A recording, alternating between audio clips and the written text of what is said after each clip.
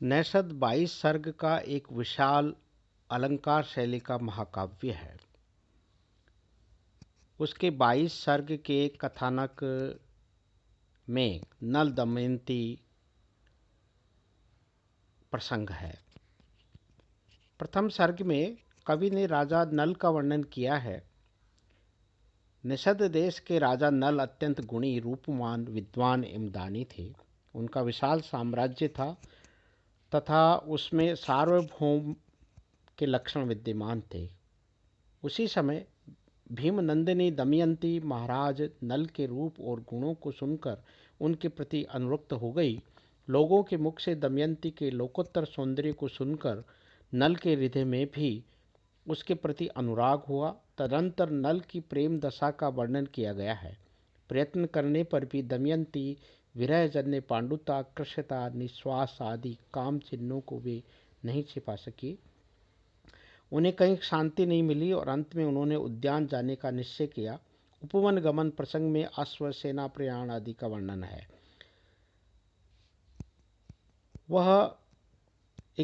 वहां एक तड़ाग के पास पहुंचे और वहां स्वर्णिम हंस को पकड़ लिया। हंस अपने को छुड़ाने में असमर्थ पाकर करुण विलाप करने लगा, जिससे नल ने दयार्द होकर उसे मुक्त कर दिया। हंस प्रसन्न होकर अपने साथियों से मिलने के लिए आकाश में उड़ गया।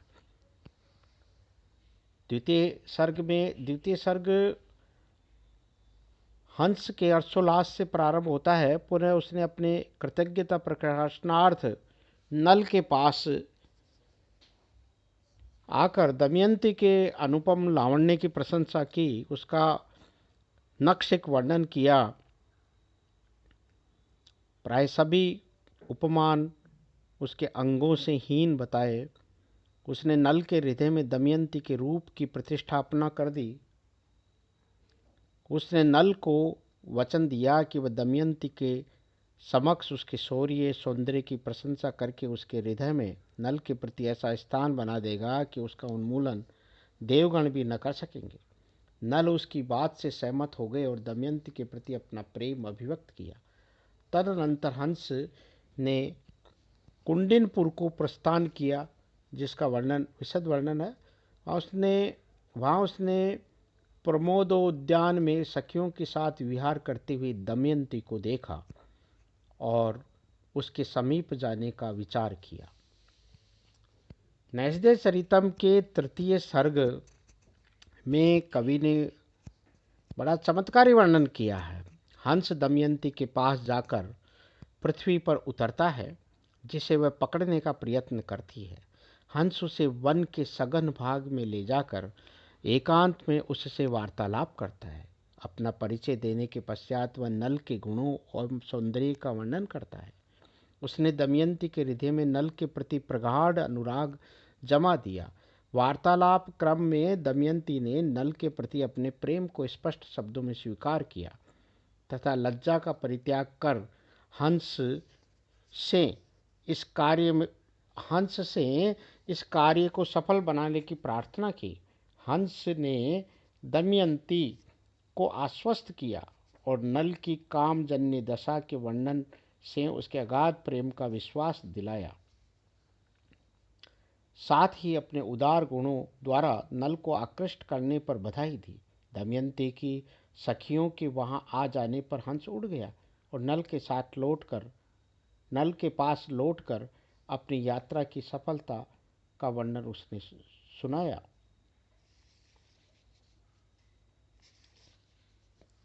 तृतीय सर्ग कवि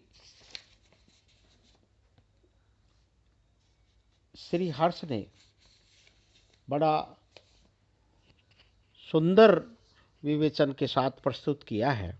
नैषध महाकाव्य इस सर्ग में राजहंस दमयंती के समीप पहुंचता है और उसे नल के सौंदर्य, तेज एवं पराक्रम संबंधी बातें बताता है। ये वर्णन हमने किया।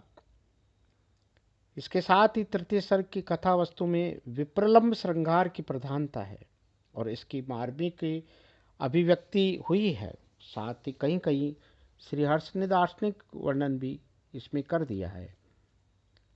नेत्राणि वैदर्भ सुता सखीनाम विमुक्त तत्त तद विषय ग्रहाणि प्रापुस्तमेव निरुपाख्य रूपम ब्रह्मेव चेतांसी यत्व्रतानाम।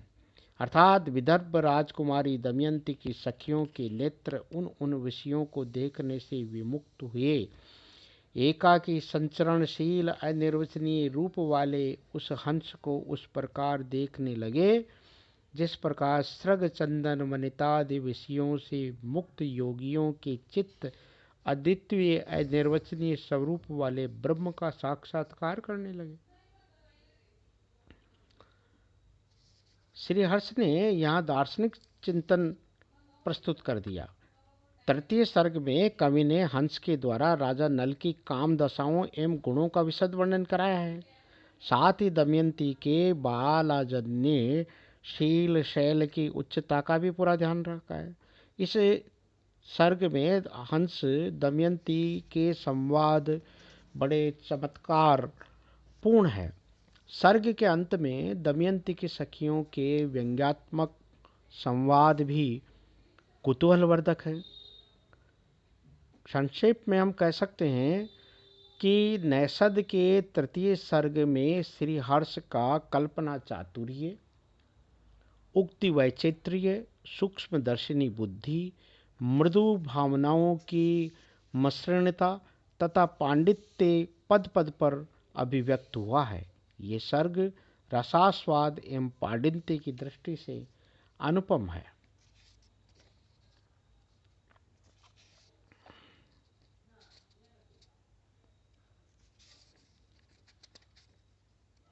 संस्कृत साहित्य में नैषधीय चरितम का एक विशिष्ट उदाहरण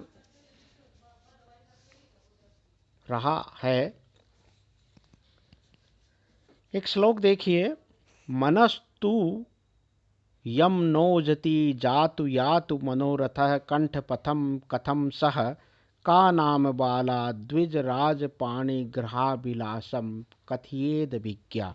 अर्थात मन जिस मनोरथ को नहीं छोड़ता और जिसको मैंने अपने हृदय में धारण कर लिया है वह मेरे कंठ के मार्ग में कैसे आ सकता है, अर्थात मैं उसे कैसे कह सकती हूँ।